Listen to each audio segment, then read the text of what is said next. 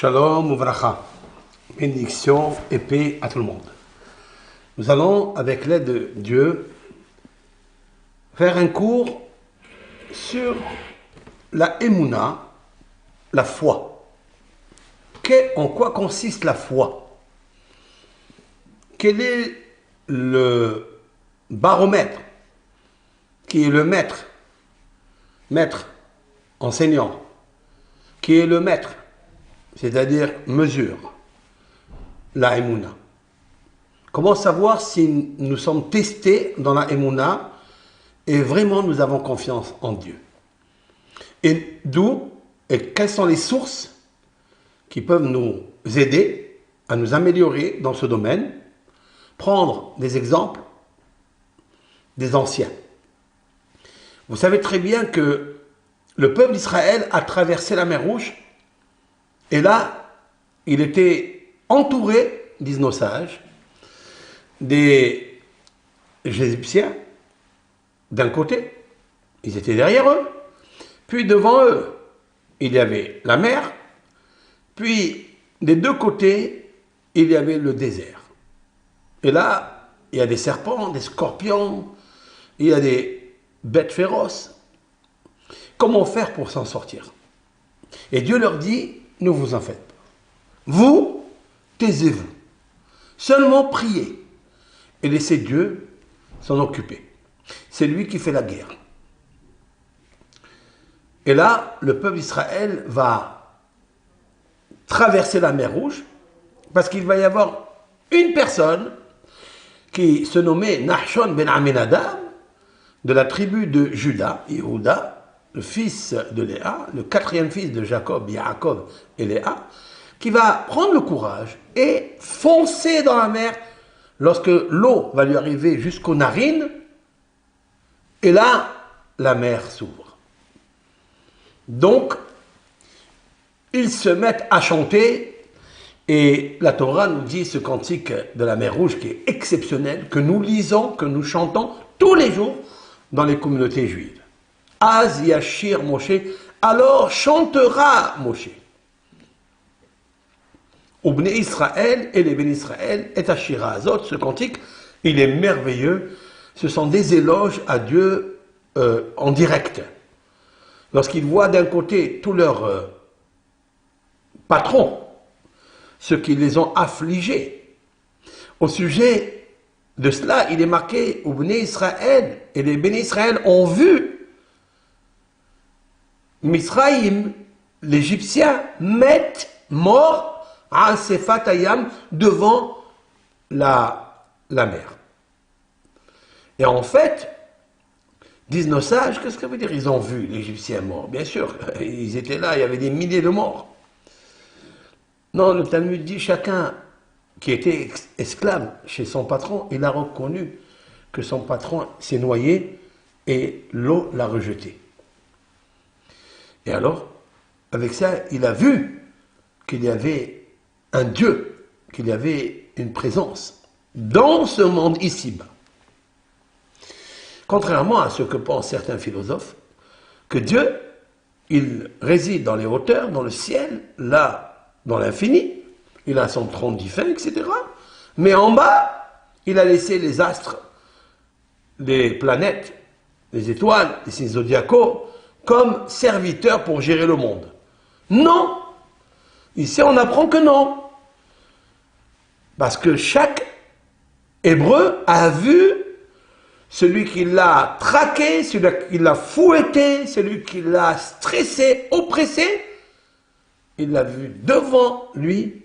Il a dit: waouh, combien tu es grand Dieu! C'est le même Dieu qui a lutté en amenant les 10 plaies en Égypte. C'est le même qui a lutté pour nous et nous a fait voir ce grand miracle. Ce n'est pas pour être content de voir lorsque ton ennemi, ton oppresseur, s'empressait de mourir, comme on le voit ici, mais pas du tout. C'est pour voir qu'il existe un patron et un seul pouvoir dans le monde.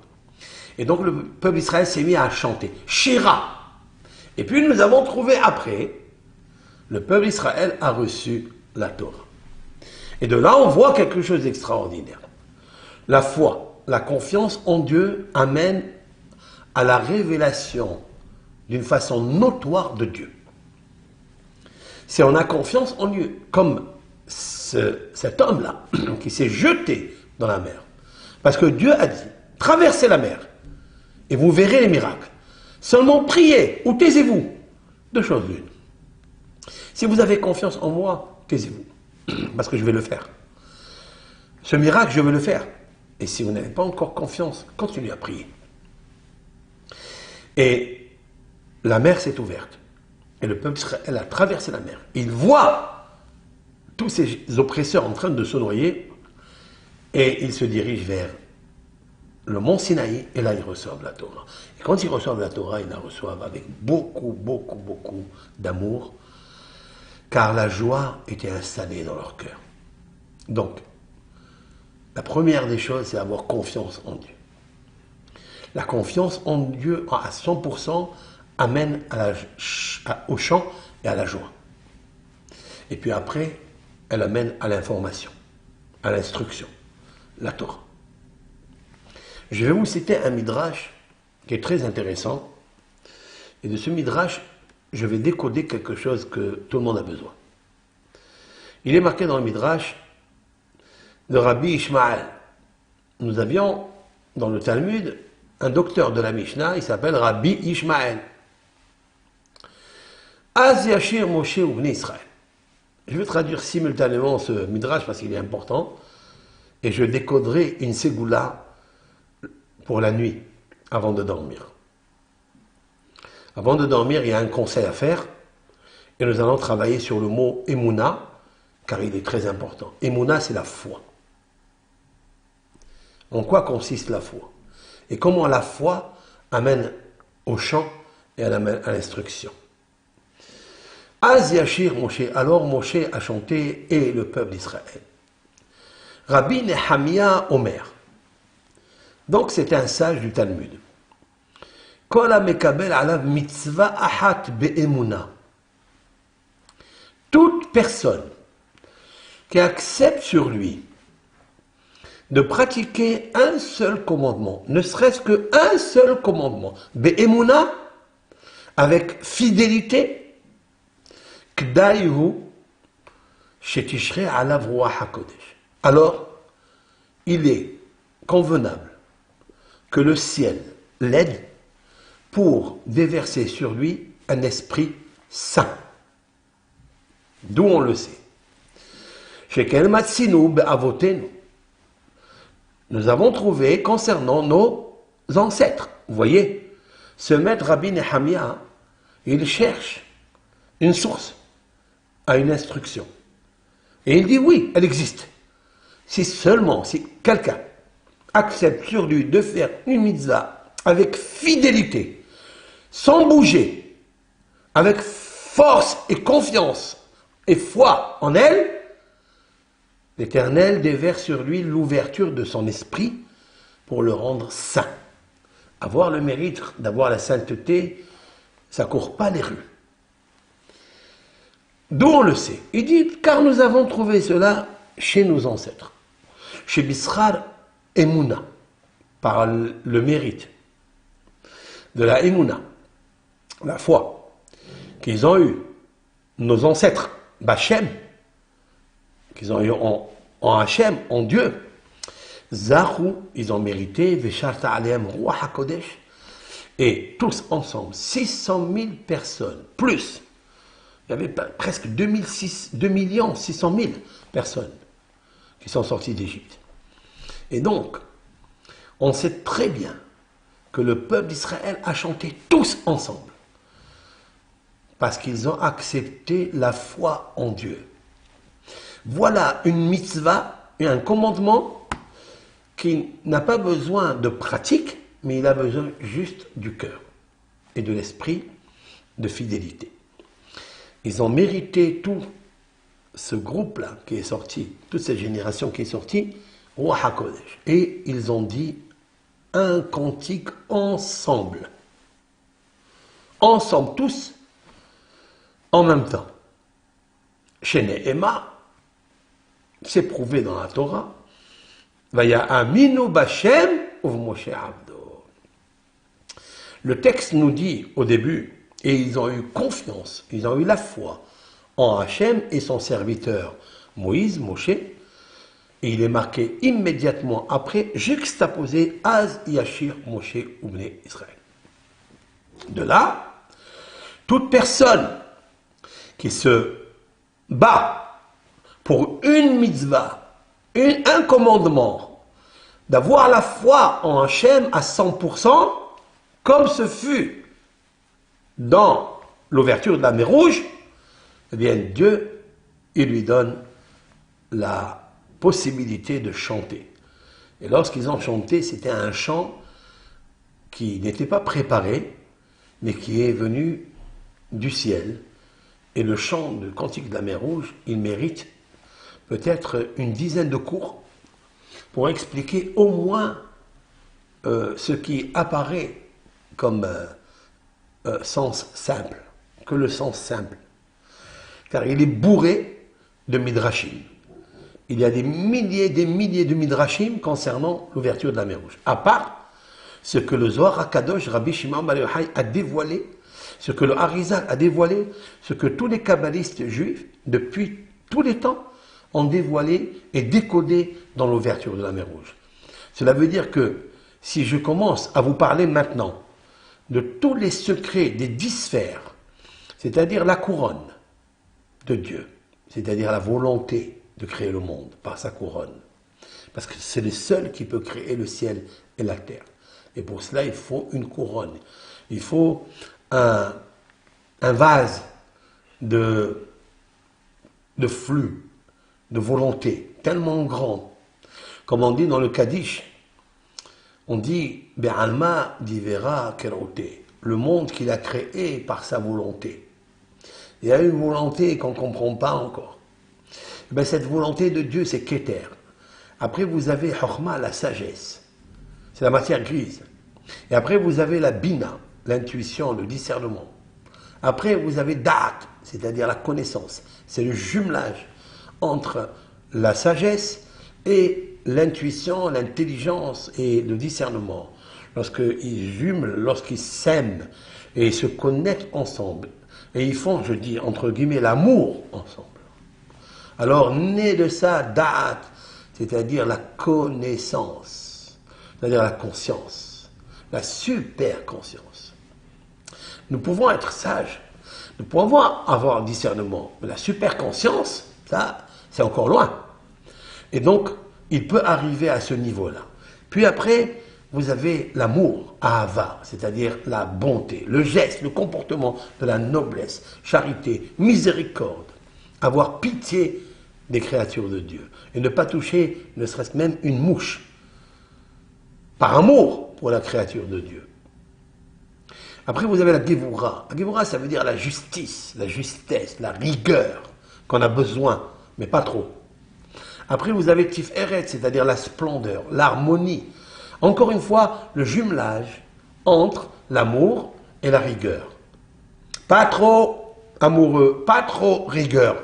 Faire un dosage entre ces deux pour obtenir une recette qui s'appelle l'harmonie.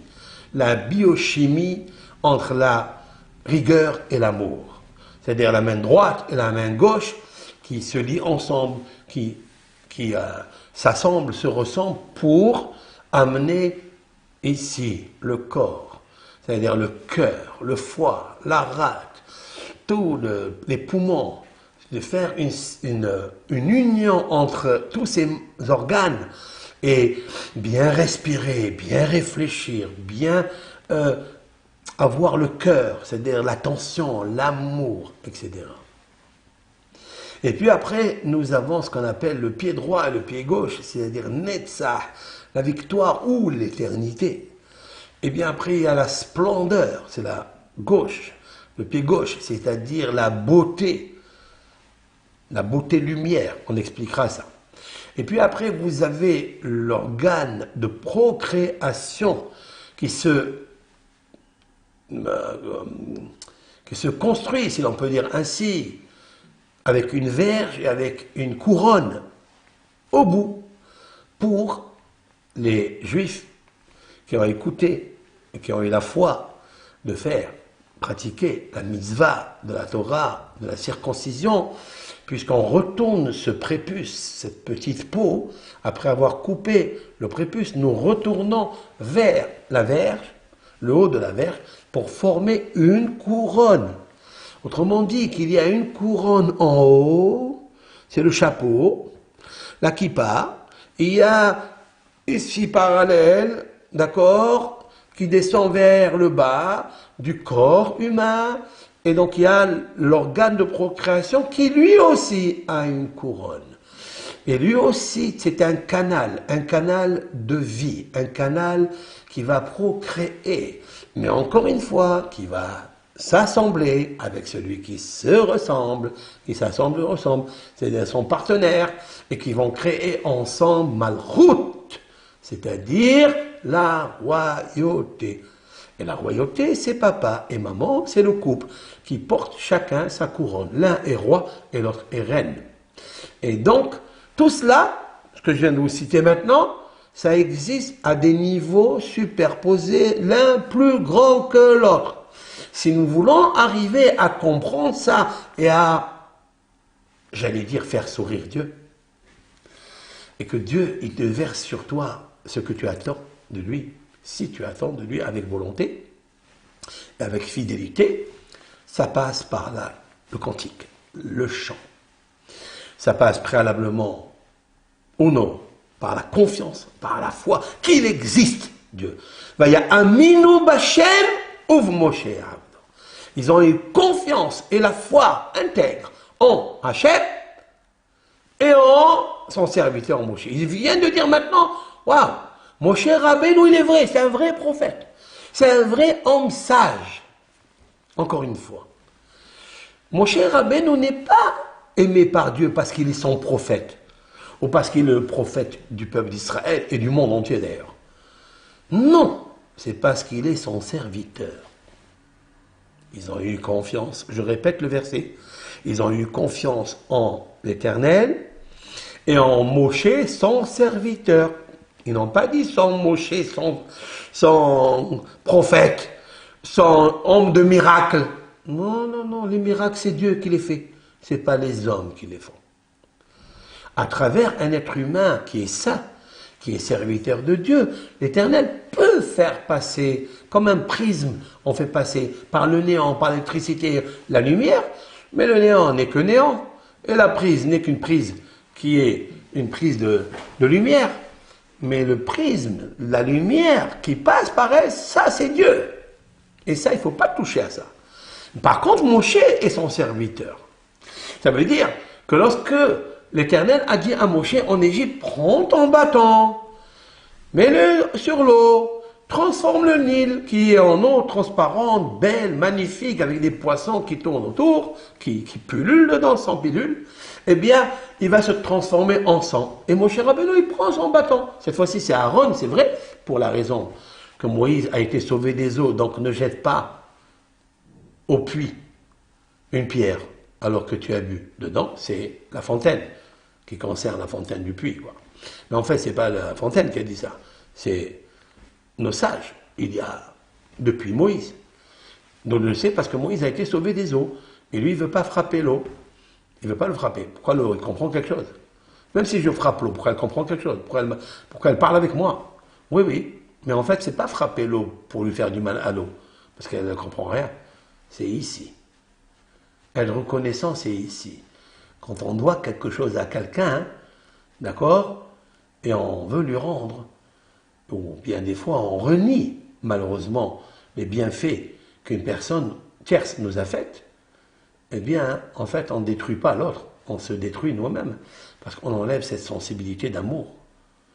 Moshe Rabbeinu, il a dit, je ne veux pas frapper l'eau. Il a donné à son frère Aaron, qui lui a frappé l'eau. Aaron n'a pas été sauvé de l'eau. Donc, Moshe, il dit, l'eau m'a sauvé. Grâce à elle, j'ai été sauvé. Je ne frappe pas l'eau. Je ne jette pas une pierre sur de l'eau qui m'a sauvé. Point à la ligne. Voilà d'où on apprend cela. Donc, Moshe était très fidèle et il a réussi à chaque fois à démontrer au peuple d'Israël, au pharaon, aux Égyptiens, que Dieu existe. Et pour ça, 10 fois. Mais le peuple d'Israël n'a pas encore vraiment adhéré à Dieu parce qu'il y avait des miracles. Pas encore. À quel moment ils ont vraiment adhéré? C'est là. Lorsqu'ils ont eu confiance en Dieu, ils se sont trouvés face à la mer, ils se sont jetés dans la mer. L'eau est arrivée effectivement jusqu'aux narines, de quoi se stranguler, de quoi s'étouffer, de se noyer. Et là, la mer elle s'ouvre. C'est-à-dire que là où l'homme a mis toutes ses forces, à la limite de ses forces, et peut-être des fois plus que ses forces, en confiance en Dieu, même en sachant que peut-être il va mourir, c'est là où Dieu intervient. Et là, il voit que les Égyptiens, eux, ils passent tranquillement, ils commencent à chanter. Les Égyptiens les poursuivent et ils rentrent dans l'eau, ils se noient dans l'eau. Puis, l'eau, très intelligente, elle ne les a pas laissés là-bas. Elle les a sortis de l'eau. Quelques-uns sont restés là-bas, comme c'est marqué qu'il y avait des puissants pharaons, ils sont tombés là-bas comme des pierres. Et il y avait comme des pailles. Et il y avait comme en pharaon comme du plomb. Alors vous savez que les pierres, quand elles descendent vers le bas et elles restent là-bas. Ceux-là, ils sont restés. C'est ceux-là qui ont fait beaucoup de mal au peuple d'Israël. Après, il y avait d'autres qui ont fait comme la paille. C'est-à-dire, ils les ont laissés en leur donnant de la paille. Alors, ils n'avaient pas besoin d'aller dans les champs. Ils leur donnaient de la paille pour construire les briques. Ceux-là, ils se sont noyés, mais ils sont remontés comme la paille. Elle est légère. Et ceux-là, ils ont mérité d'être enterrés. Ils ont mérité d'être enterrés. Il y avait d'autres qui n'ont pas mérité d'être enterrés. Ceux qui ont fait du mal au peuple d'Israël, c'est-à-dire ceux qui lui ont demandé de fabriquer la pierre, la brique, entièrement, sans leur donner quelques ingrédients, un peu d'eau, un peu de paille, un peu de thével, etc., eh bien ceux-là, ils sont descendus en bas, comme la pierre. Ils n'ont pas remonté. D'ailleurs, c'est pourquoi il y a eu des témoignages en Alexandrie d'Égypte, où des chercheurs sont allés avec des Anglais, des Américains, des Israéliens, sont descendus là-bas dans le Nil, dans Yamsouf, dans la mer des roseaux, qu'on appelle. Ils sont descendus là-bas, ils ont trouvé des 5000 squelettes, etc., des ossements, des tas, des monticules de squelettes, avec des épées de pharaons. Ça ne peut pas exister que chez les pharaons, ces épées en or, etc.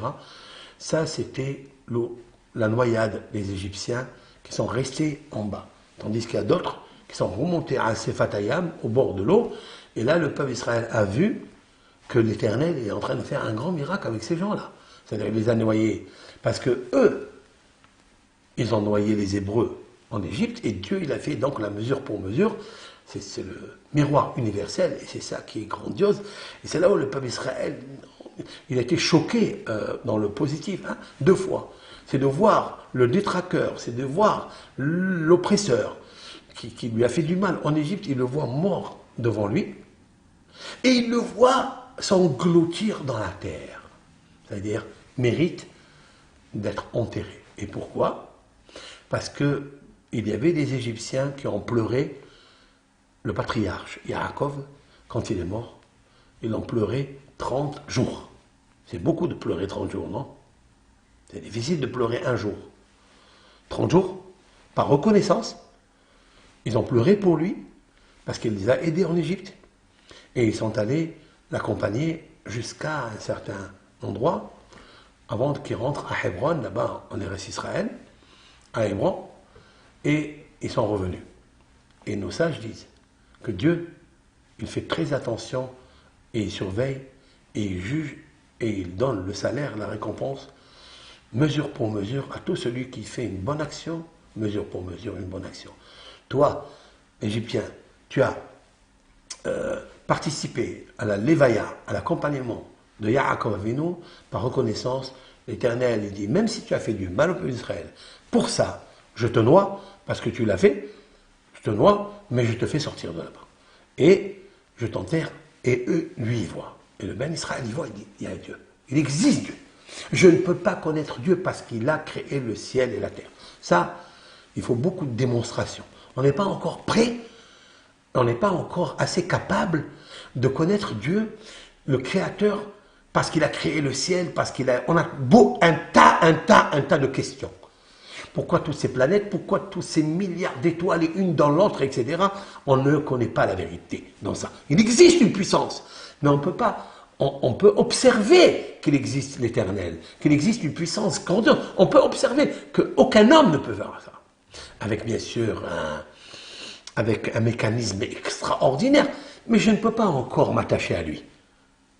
Moi, je sais qu'il existe un grand créateur, ok, mais m'attacher à lui, je ne peux pas. C'est comme quelqu'un qui voit un peintre, qui rencontre un peintre qui fait un dessin fabuleux. Bon, il est émerveillé de la toile, de la peinture, mais il n'est pas encore amoureux du peintre. Il ne va pas le servir pour ça autant. Là, à cet endroit, quand ils ont eu confiance en Dieu, c'est là, je répète ça, je réitère ce refrain dans mon cours parce que c'est lui le plus important. Si tu acceptes, il dit Rabbi Nehemia, sur toi, tu acceptes maintenant, à cette minute là, tu oublies le passé, fini. Maintenant, tu acceptes sur toi de pratiquer une mitzvah, un commandement qui est la foi en Dieu, convenablement, alors tu mériteras de chanter. Et si tu mériteras de chanter, l'Éternel te révélera des secrets énormes. Parce que la joie qui vient après la confiance est une vraie vénération de Dieu. Et là, le peuple d'Israël avait deux choses extraordinaires, mesure pour mesure, dans le même coup, par la même personne. D'un côté, il est noyé pour être payé et jugé pour l'acte qu'il a fait avec les Hébreux. Et le deuxième, c'est d'être enterré. Mesure pour mesure aussi. Par contre, il a vu aussi l'Égyptien qui les a fait travailler durement, qui leur a demandé de fabriquer les pierres, les briques, entièrement, sans leur donner quelques petites aides, quelques facilités de paille ou d'eau, etc. Ceux-là, ils sont noyés, ils sont restés en bas. Et vous savez très bien qu'est-ce que c'est que être enterré dans l'eau, ne pas être enterré dans le sable, c'est terrible comme souffrance pour l'âme. Terrible. Il y a une personne dans le Talmud, dans le traité Gittin, page 57a, Titus. Titus, l'empereur romain, ne mérite pas d'être enterré dans le sable. Parce que dans la Genèse, il est marqué « Tu es extrait de la terre et tu retourneras à la terre ». C'est aussi une façon d'apaiser le corps, parce que l'âme souffre énormément tant qu'elle n'est pas retournée de la source d'où elle a été extraite et créée. Tandis que Titus, le Talmud dit, du fait qu'il a détruit le temple, il a tué les Kohanim, les prêtres, il a dispersé et fait emmener en galoute, en exil, le peuple d'Israël, lui aussi, donc il les a dispersés, lui aussi, il brûle tous les jours. Il y a des anges qui viennent, qui brûlent son corps, ils prennent le corps et ils jettent les cendres. Incinération, malheureusement, c'est gravissime, gravissime, gravissime, gravissime pour l'âme. Une grande souffrance pour l'âme. Elle n'a plus de repos. Et donc, ils prennent les cendres, ils les divisent en 7 sachets, sachez-le ça, et ils dispersent les cendres dans 7 océans. Il y a 7 groupes de cendres du corps de Titus et ils le jettent dans 7 océans. Il existe Shiva Yammé. Dans le Zohar, on parle de ça. 7 océans. Comme ça, le Talmud, dans le traité Gittin, nous dit. Page 56, en bas, elle commence en bas, et 56b en bas, et juste la première ligne, deuxième ligne de 57, là-bas, le Talmud nous dit ça. Et donc, pourquoi celui qui a fait monter l'âme de Titus, c'était Onkelos, c'est-à-dire c'est son neveu, qui était romain aussi, et qui s'est converti au judaïsme, et qui a fait d'ailleurs la traduction de la Bible en araméen. Donc qu'est-ce qu'il a à voir un romain avec l'araméen? Mais il s'est converti au judaïsme, et il a connu un petit peu toute la structure du Talmud de Babylone, et il a traduit la Torah entière. Et nous, tous les rabbins, tous les juifs, à partir de 13 ans et un jour, on lit tous les vendredis, 2 fois le verset de la section, plus la traduction araméenne de qui? De qui? De Onkelos, le neveu de Titus. Lui, ce neveu-là, quand il était donc athée comme Titus, il s'est un petit peu demandé la question, mais qui c'est ce peuple? Pourquoi on lui fait tant de mal? Pourquoi on va les chercher à Jérusalem et leur détruire leur maison, la maison de Dieu? Alors il a amené une médium, comme ça c'est marqué, il a amené donc la médium, et elle a fait ce qu'elle a fait, hein, et elle a fait monter l'âme de Titus. Alors il lui demande qui est important dans le ciel là-bas? Il a dit le plus important là-bas c'est Israël. Il dit pourquoi? Il dit parce qu'ils ont la Torah, parce qu'ils ont servi Dieu avec 613 mitzvot. Il a dit, est-ce que je peux me convertir au judaïsme? Il a dit non. Il dit non. Il dit pourquoi? Il dit parce qu'il y a trop de mitzvot. Il y a trop de commandements. 613. Ça c'est interdit, ça c'est interdit, ça c'est interdit, ça c'est interdit, ça il faut pas, ça il faut pas. Waouh, où on va là? 365 lois négatives, c'est interdit, oh, c'est trop. Et 248 lois positives. Il a dit, nous, les Bnei Noach, il y a 7. Après, il y a d'autres, peut-être ils n'ont même pas 7, ils ont 2, 3. Mais eux, ils ont trop de lois, trop de droits. Il faut être sous la grâce et pas sous la loi. Alors, vous voyez de là que Titus, il dit 2 choses contradictoires. Il lui demande qui est important là-bas. Il lui dit, c'est le peuple d'Israël. Il dit, pourquoi? Il dit, parce que là-bas, on voit que Moshe Rabbeinu a su leur donner les lois qui correspondent au corps humain. Le corps humain a 248 os et 365 nerfs, veines, vaisseaux. 365 nerfs, veines, vaisseaux, comme les jours lunaires. Solaires. Voilà. Et donc la Torah, elle est dirigée par ces lois. Et c'est elle qui fait tourner le soleil. Bon, ça c'est un autre cours. La nature est dirigée et soumise à ce qui est écrit dans la Torah. C'est un peu profond, c'est pas tout le monde qui accepte logiquement, tout le monde est cartésien, je comprends, mais c'est pour ça qu'il faut avoir la émouna. On a la foi que c'est vrai, et c'est pour ça que ça marche. Bon, maintenant, il dit quelque chose de magnifique, ce Titus-là. Il est dans le monde de la vérité. Il est dans le monde de la vérité. Et il dit, celui qui est important là-haut, c'est Israël. Parce qu'ils ont des mitzvot, 613, chaque loi correspond à un membre, à un os. Chaque loi négative, elle correspond à une veine, un vaisseau, etc. Chaque loi négative correspond à un jour du calendrier solaire. Il lui dit, est-ce que je me convertis? Il lui dit, non, ne fais leur du mal. Il lui dit, quel est l'intérêt? Pourquoi tu veux te convertir? Pour devenir un chef? Pour devenir un roi? Pour devenir un prophète? Un sage? Il a dit, si tu veux devenir roi, tu n'as pas besoin d'étudier. Tu n'as pas besoin d'instruction, tu n'as pas besoin de prophétie, tu n'as pas besoin de... Fais-leur du mal et tu deviens roi. C'est vrai ça? C'est vrai que si quelqu'un fait du mal au peuple d'Israël, il devient roi? Oui, c'est vrai. Mais pourquoi? Tu fais du mal, tu deviens roi?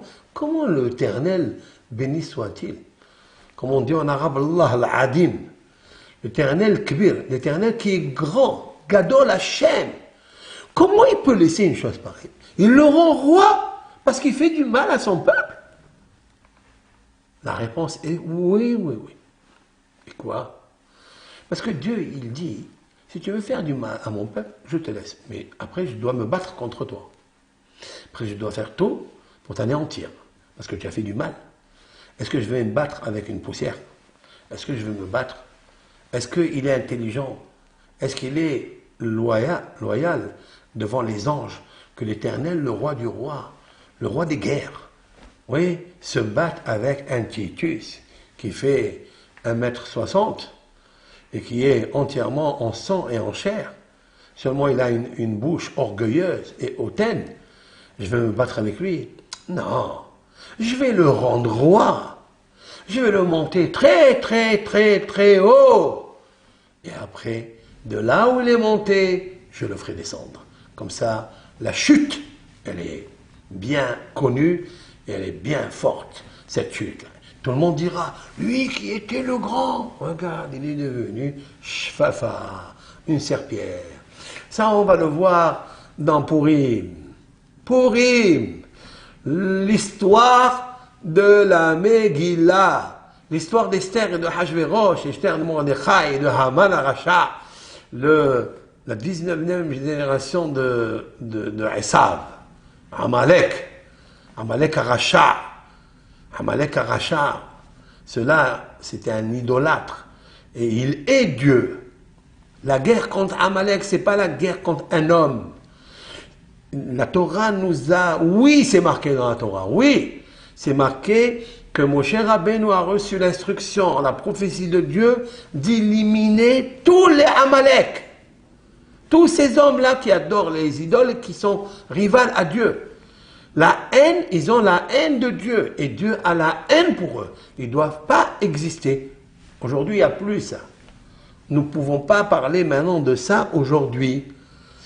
Ce sont les générations de Moïse, de Moshe, de Yoshua, quand ils sont allés dans le désert, quand ils ont reçu la Torah, quand il y a eu l'ouverture de la mer Rouge. Celle-ci dont je vous parle. Il y a eu une confiance en Dieu dans le monde entier. C'est marqué dans le Cantique. Shamrou ami mergazoun. Ils ont entendu les peuples, ils ont tremblé. Ils ont été terrifiés, les habitants de Pelachet, de Pélishtim, qui étaient en Israël. Tout le monde a dit, ça y est, il y a quelque chose d'extraordinaire, absolument fantastique, il y a une vénération de Dieu. Qu'est-ce qu'il a fait lui? C'est Amalek, il est venu faire la guerre avec eux.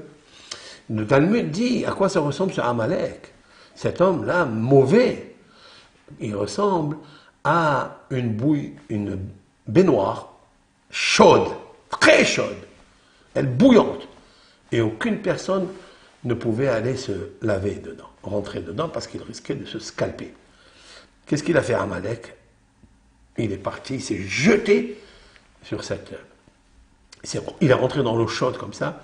C'est vrai, il s'est brûlé, hein, il s'est scalpé, à je ne sais pas quel degré, mais en même temps, il l'a refroidi. Disent nos sages, c'est ça qu'il a fait Amalek. Le monde entier était comme cette bouilloire-là, chaude, chaleureuse. Elles ont compris, toutes les nations, qu'il y avait un Dieu qui a ouvert la mer Rouge, qui a inondé, qui a noyé les Égyptiens, et tout mesure pour mesure. Et ils ont commencé à être terrifiés. Ils ont dit, quel peuple, Dieu est avec eux. Et lui, il vient, il fait la guerre avec. Il dit, ça veut dire quoi? Ça veut dire, qu'est-ce qu'ils t'ont fait en fait? Tu combats des hommes? Non, tu combats pas des hommes, tu combats Dieu. Parce que ce moment-là, les peuples allaient faire teshuva, et le Mashiach allait venir et rentrer en Eretz Israël, créer le Mashiach, c'est fini. Le premier temple, ça aurait été le premier et le dernier, sans être détruit. Pourquoi? Parce que toutes les nations avaient compris que, à travers ces miracles de la mer Rouge, etc., ils ont compris qu'il y avait un bon Dieu avec ce peuple-là. Il n'y a que ce peuple qui a subi en Égypte, esclave, 210 ans. Il n'y a que ce peuple, il n'y a pas un autre. Donc Dieu s'est occupé d'eux, les a sortis, les a considérés maintenant ses enfants. Et puis ils vont recevoir la Torah. Mais avant de recevoir la Torah, il faut entrer en confiance. Et une fois qu'ils sont entrés en confiance, ils ont atteint un niveau tellement grand que Dieu leur a fait ouvert la mer Rouge, sans passer, et ils ont vu leur oppresseur mourir. Il y a qui été enterré, il y a qui non, comme je viens de l'expliquer. Et tous les peuples ont entendu ça. Même Pélishtim, qui sont en Eretz Israël, ils ont entendu. Après, c'est marqué là-bas, même les rois de Moab. Les rois de Moab étaient terrifiés, avaient peur. Ils disent, mais qui est ce peuple? Alors que c'est des guerriers, des forts guerriers, des gladiateurs. Quand même, ils ont dit, il y a quelque chose qui se passe. Si Amalek n'était pas venu pour combattre, pas les hommes, combattre Dieu, toutes les nations auraient fait la paix avec le peuple hébreu, seraient rentrés tous en Israël, ils auraient fêté la venue, c'est-à-dire la gloire de Dieu. La gloire de Dieu. Le royaume de Dieu. La couronne de Dieu. Mais malheureusement, il est venu à Amalek. Donc quand je combats Amalek, je ne le combats pas autant qu'être humain, je le combats parce qu'il est un ennemi de Dieu. Vous trouverez dans les psaumes du roi David, très étonnant d'ailleurs, vous trouverez plusieurs psaumes que le roi David il dit à tous ceux qui se lèvent contre toi, l'Éternel, je les hais, je les hais, je les hais, je les supporte pas, je les poursuivrai jusqu'à ce que je les anéantisse. Tiens, roi David, tu tues les hommes. Toi, oui. Pourquoi? C'est pas des hommes ça. Ça c'est des hommes contre Dieu. Mais un homme qui n'est pas contre Dieu, la Torah n'a rien contre lui. Parce que Dieu n'a rien contre lui. Dieu, il a contre ces peuples que Moshe lui a été demandé de se battre contre, de les chasser de la terre d'Israël, parce que c'était des idolâtres. C'est des rivaux à Dieu. Alors, bien sûr qu'aujourd'hui, attention, aujourd'hui, dans notre époque, il n'y a plus tout cela. Finish. Aujourd'hui, même les idolâtres, c'est des faux idolâtres. C'est-à-dire des ignorants qui pensent qu'ils font de l'idolâtrie. Mais faire de l'idolâtrie, c'est avoir un niveau très puissant. C'est-à-dire combiner des sciences cosmiques, interplanétaires, en sachant que telle planète, elle procure ça, l'autre, elle procure ça, et faire des fusions entre elles et faire descendre, oui, on peut faire descendre des flux pour profiter d'ici dans ce monde. Il y avait à l'époque de Moshe, comme Balaam et comme Bilaam, etc., et d'autres, d'accord, des magiciens qui arrivaient à faire des connexions avec les cieux. Mais aujourd'hui, qui est-ce qui connaît cette science? Personne. Tout le monde est ignorant. C'est pourquoi il y a une loi dans la Torah que si un idolâtre du temps de Moïse, de la Torah de Moïse, de la génération de Moïse, qui touchait du vin, le vin sur lequel on fait le kidouche, des consécrations de mariage ou sanctifier le samedi, le Shabbat et autre chose, s'il touchait, le vin était interdit, oui, à la consommation, de le boire et aussi à le vendre. On appelle ça en hébreu yaïn neser, un vin idolâtre. Alors, qu'est-ce que ça veut dire? Pourquoi? Parce que cet homme-là était un homme très sage. Cette personne qui était idolâtre, elle était un homme très sage. Elle a pu, au moment où elle a touché le vin, elle a consacré le vin, elle a unifié, elle a sacrifié le vin à cette forme d'idolâtrie en oubliant qu'il existe Dieu unique. C'est ça le combat aujourd'hui des ténèbres avec la lumière. De la foi en un seul Dieu et de toutes les maîtrises, doctrines et déesses philosophiques qui existent dans le monde. C'est très fin. Il y a une finesse entre les deux très très subtile pour comprendre ça. C'est pourquoi il faut le discernement. Il faut mériter le discernement. Et la Torah nous dit, il y a une personne qui m'a écrit et m'a dit, mais qu'est-ce que ça veut dire? Mais la Torah elle a été falsifiée. Et puis, il envoie tout ce qui est marqué dans Jérémie, dans la Torah lévitique, dans le Deutéronome, il envoie comme si je ne sais pas ce qui est marqué dans la Torah. Il va m'apprendre ce qui est marqué dans la Torah.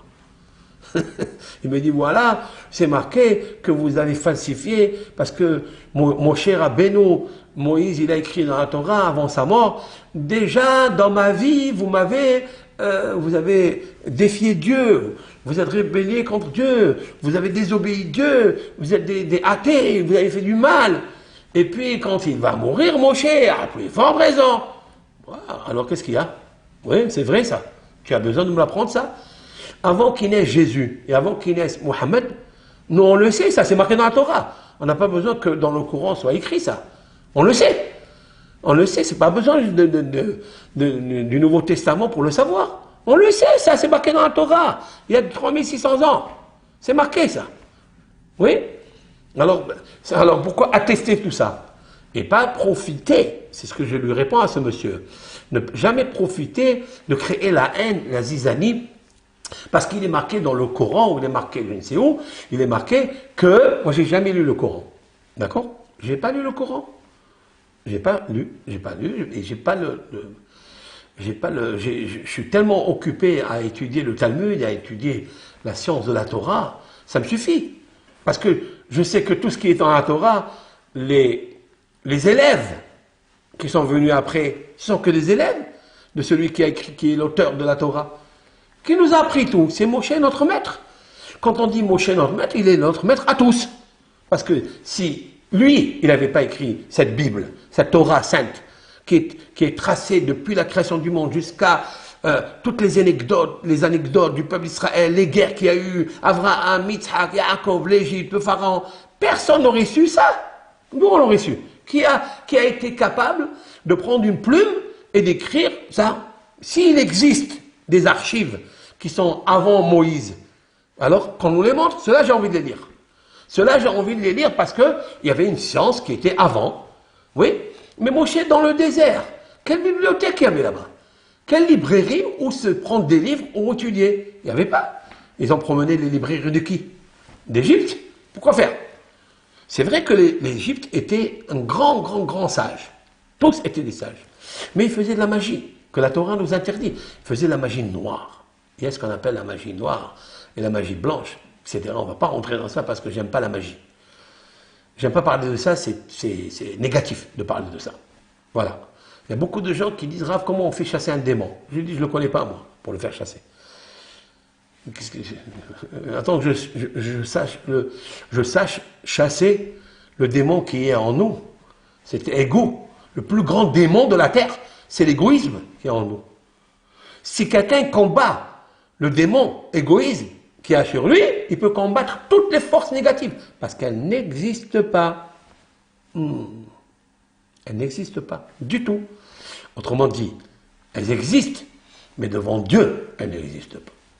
Si la Torah nous interdit d'interdire elle nous interdit la magie, et que c'est marqué que la magicienne ne doit pas vivre, encore une fois, ce n'est pas les magiciens d'aujourd'hui qui font traroued, qui font blablabla pour, je ne sais pas, pour soutirer de l'argent, pour se faire mousser.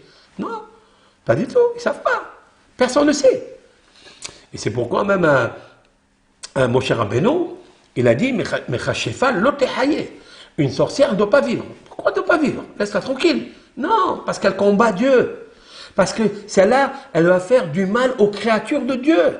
Pourquoi? Parce qu'elle combat Dieu, pas les créatures.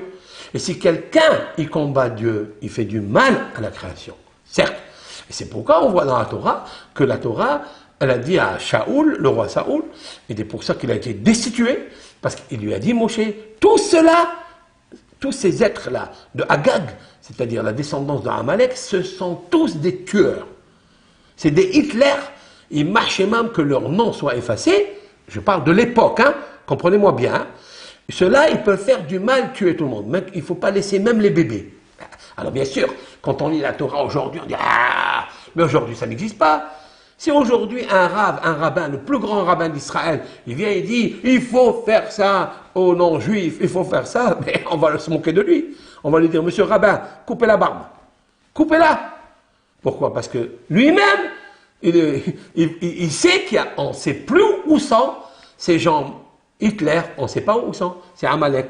Mais si quelqu'un il est sûr que telle et telle personne, c'est Amalek, ça veut dire c'est cette démon à visage d'homme, c'est sûr qu'on peut le tuer. Oui, on peut le tuer.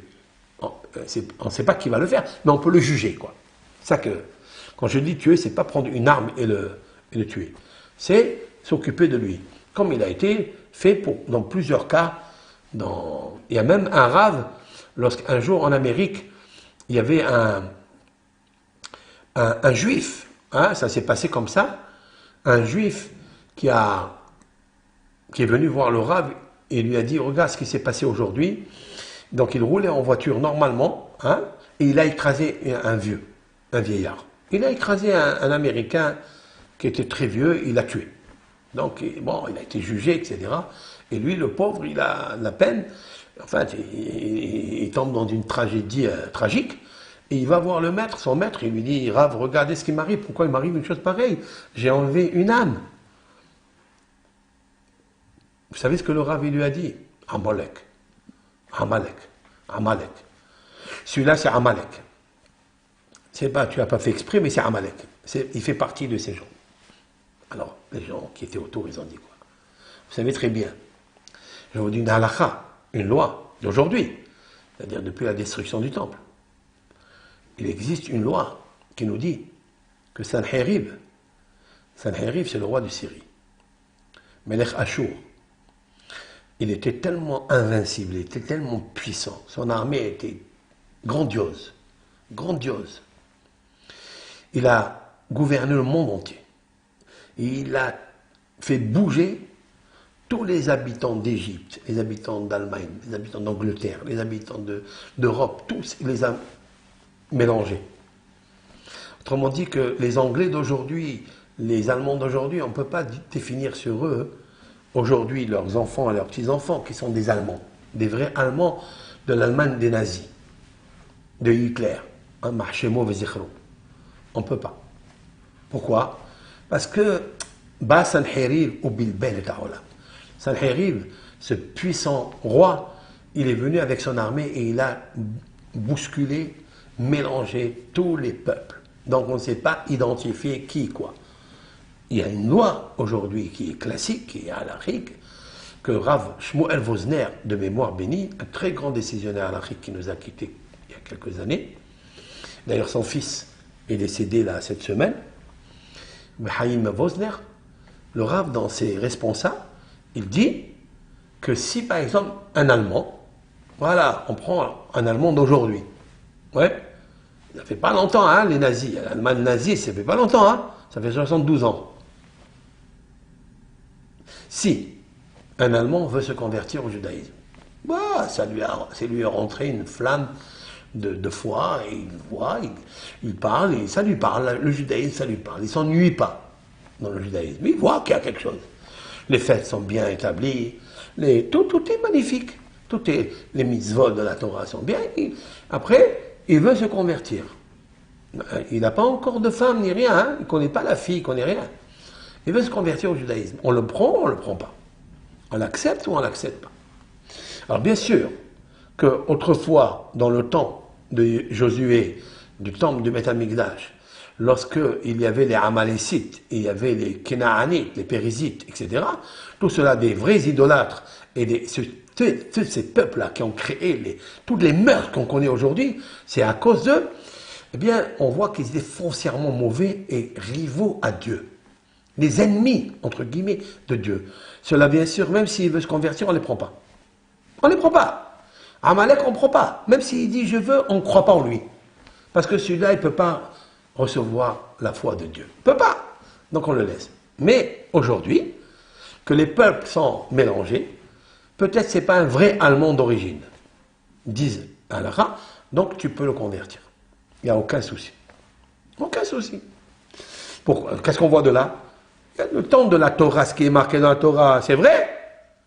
Mais ce qui est marqué, mais aujourd'hui on ne peut pas. De la même façon qu'il n'y a plus de lapidation, il n'y a plus de strangulation, tous les 4 sanctions capitales, on ne les fait plus aujourd'hui. Pourquoi? Qui est capable de faire? Qui est capable de savoir est-ce que vraiment celui-là il est condamné ou pas? Personne. Parce qu'il faut 2 témoins, il faut 10 témoins qui le voient, etc. C'est pas évident. Il y a beaucoup de lois qui sont ramifiées à cela. Et donc, on est sorti un peu du sujet. Donc, je réponds à tous ceux et celles qui ont des questions encore, qui disent « Oui, mais la Torah nous dit ça. » Oui, la Torah l'a dit, oui. Oui, Josué, il a fait chasser les 7 pays idolâtres qui étaient en Israël. Oui, il les a fait chasser. Parce que Dieu lui a dit « Enlève-les ici. Je ne les veux pas. Il m'abîme la pupille de mes yeux. » C'est-à-dire la terre d'Israël. Enlevez-la, enlevez-les. Chassez-les d'ici. Ben, c'est ce qu'ils ont fait. Et Amalek, pire encore. Dieu, il a juré, je vais vous ajouter ça, il a juré par sa main droite, et en touchant le trône divin, si l'on peut dire ainsi, ça veut dire on prend tous les, comment on appelle ça, les maillons, hein, pour expliquer la chose grave.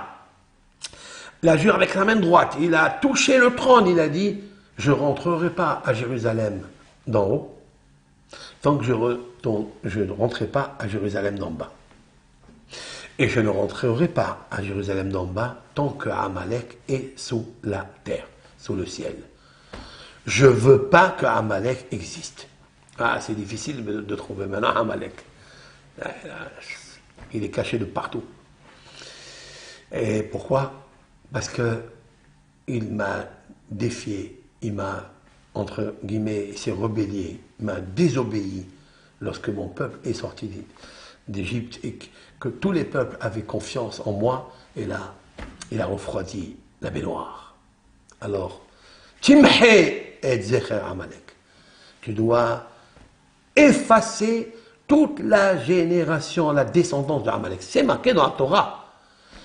Comme aujourd'hui, on ne sait pas, il n'y a personne qui dit, viens, on va aller attaquer tel et tel pays musulman ou chrétien. Interdit, parce que d'abord, il n'y a pas d'idolâtre. Ou non, il n'y a pas. Et en plus, nous sommes tous des ignorants. On ne sait pas ce que c'est Dieu, on ne sait pas ce que c'est que la force de la émouna, de la foi. On ne sait pas. Donc, alors on est tous hal, pareil, kif. C'est comme ça. Mais nous pouvons avoir autre chose, la émouna en Hachem. La émouna en Hachem, elle est grande. Elle est grande, elle est grande, elle est grande, elle est grande. C'est pourquoi le Midrash continue. Tu trouves aussi chez Loyarash Avraham Avinu, Ha'olam hazeh ve'ha'olam haba, ela bischut emuna she'emin b'Hashem. Nos sages disent que la Torah a dit quelque chose concernant Abraham dans la Genèse. Elle a dit qu'Abraham a mérité ce monde et il a mérité aussi le monde futur. On le savait d'avance. Pourquoi? Parce qu'il est marqué Vayehasheveha lo lizdaka. L'Éternel a vu qu'Abraham avait confiance en lui. Vehe'emin b'Hashem, je traduis mot à mot, et il a eu confiance, la foi intègre en Dieu, et l'Éternel lui a considéré comme la tzedaka, c'est-à-dire la charité. Nos sages disent pourquoi, c'est quoi cette tzedaka-là? D'abord, il lui a donné un enfant, parce qu'Abraham Avinu était sous l'influence de Jupiter, justice, et donc il ne devait pas avoir normalement, d'après l'astre, que Dieu a instruit, que si quelqu'un est né sous son étoile, bien sûr combiné avec d'autres ascendants, etc., qu'on ne peut pas rentrer maintenant dans ça, alors c'est sûr et certain qu'il n'a pas d'enfant. Ça s'appelle Tzedek. Tzedek, c'est la justice. La justice de Dieu est implacable. Il ne se détourne pas, il ne change pas d'avis. Mais Abraham, il a dit, mais moi j'ai confiance en toi, Hachem. Est-ce que tu peux faire quelque chose? Il a dit oui. Si tu as confiance en moi, tu n'es plus sous les planètes. Les planètes, elles continuent d'influencer ce que moi, je leur ai ordonné, mais toi, je vais te mettre au-dessus des planètes. Ça, c'est bien. On peut être au-dessus des planètes pour éviter l'influence des planètes. C'est très important, ça. Et nous avons vu des tzadikim, des gens pieux, qui se sont élevés tellement. Par quoi il s'est élevé, Abraham? Par la émouna. Il a eu confiance en Hachem. Hachem, je sais que tu es là, tu diriges chaque souffle, chaque soupir que j'ai, c'est toi. C'est toi, Hachem. Ma respiration, c'est toi. En plus grande raison, ma vie, en plus grande raison, le matériel que je possède, il est à toi. Parce que si Dieu, il enlève la respiration, alors l'homme, il devient un soupir de soupape. Et il soupire, jusqu'à ce qu'il expire. Et après, il perd tout son empire. Et c'est pourquoi il faut avoir cette confiance en Hachem. J'ai la émouna, j'ai la émouna. Cette émouna, elle est grandiose. Alors c'est marqué, Emin Bachem, il a eu confiance en Dieu, il lui a considéré ça comme tzedaka. Ça veut dire, le mot tzedaka, il y a 3 lettres du mot tzedek, qui veut dire Jupiter, justice, mais il y a la lettre He, qui est en fait une ouverture. La lettre He, c'est ça, c'est la lettre 5, c'est pourquoi Dieu lui a ajouté la lettre 5 dans le nom d'Abraham. Avant, le père du monothéisme, oui. Le père des chrétiens, les pères des Noahides, les pères des musulmans, des Ishmaélim et de tout le monde entier, il s'appelait Avram. Et ça, personne ne le savait, hein? Il s'appelait Avram. Et puis après, on lui a ajouté Avraham. D'où on sait qu'il s'appelle Avraham. Moshe, Moïse. Lorsqu'écrit l'écrivain, cet écrivain énorme, grandiose, qui a reçu de Dieu, s'appelle Abraham. Mais qu'est-ce que ça veut dire? Qu'il va nous raconter qu'un arrière patriarche, le père du monothéisme, celui qui s'est jeté dans la fournaise, ça on ne le savait pas aussi, qui avait une Nimrod, etc., que son père s'appelait Terah, personne ne le savait, etc., que sa femme de Terah, du père d'Abraham, s'appelait Amtilai Bat Karnavo, personne ne le savait. Tout ça, c'est répertorié, bien structuré dans la Torah. Mais c'est qui ça? C'est Abraham, c'est Moshe. Et Moshe, il dit Avram, il s'appelait Avram avant. Après, il s'est appelé Avraham. On a ajouté quoi? On a ajouté la lettre He. Tu as ajouté la lettre He. D'où elle vient cette lettre He que tu as ajoutée? Vous savez d'où elle vient?